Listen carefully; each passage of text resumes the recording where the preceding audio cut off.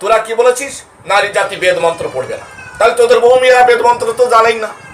তাহলে তোদের নারী জাতি যদি শূদ্রাণী হয়, তাহলে তাদের পেটের থেকে তোকে জন্ম, তাহলে তোরা বাহন হলে কি করে?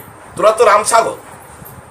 আমরা জানি বরাহের পেটে বরাহ জন্ম নেয়, ছাগলের পেটে ছাগল।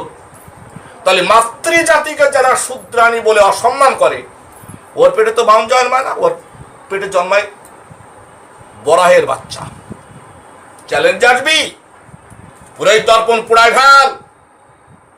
তোরা শ্রাদ্ধ 11 দিন, 12 দিন, 16 দিন, 15 দিন, 1 মাস দিয়ে ভাগ করেছিস জাতিকে।